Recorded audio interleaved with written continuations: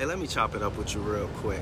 Ladies, single ladies, you at the crib right now and you wondering, why am I still single? I don't get it.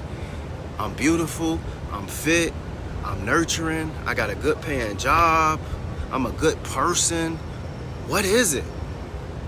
Today, I'm gonna give you 2 of the most likely reasons why you still single. Let's go ahead, dive right in. I don't like to waste too much time. Number 1, you refuse to adjust your standards. You refuse to adjust your standards. You ask a woman what she wants in a man, and that answer gonna sound something like this. I want him to be 6 feet or taller. I want him to be handsome. I want him to have a nice smile. I want him to make over 6 figures. I want him to give 50% of his money to me. I want him to be emotionally available whenever I want him to be. I want him to be the perfect communicator. I want him to remember to pick up my mom at 3 p.m. It can go on and on and on. Women still have this idea of a fantasy man. I'm here to tell you, the same way men accept the reality that nobody's perfect and no woman is gonna be perfect, so we gonna have to deal and accept something, it's the same way it's time for a woman to accept that hardcore truth.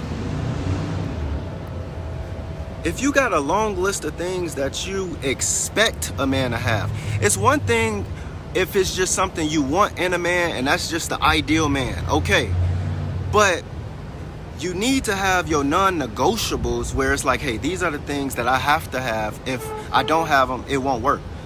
But you don't need non-negotiables that's a long list. You gotta decipher what's most important, what's ideal, and what's realistic. So that's the number 1 reason why women are still single. You refuse to adjust your standards. Number 2, and I'm gonna put the shades on just because the sun just came out, so deal with me.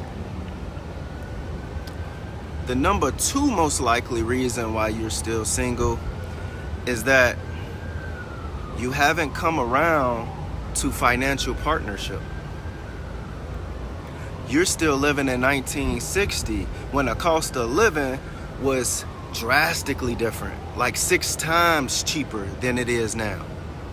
So the cost of living is 6 times more expensive right now than it was back then, but you still had a standard that a man is expected to pay for everything.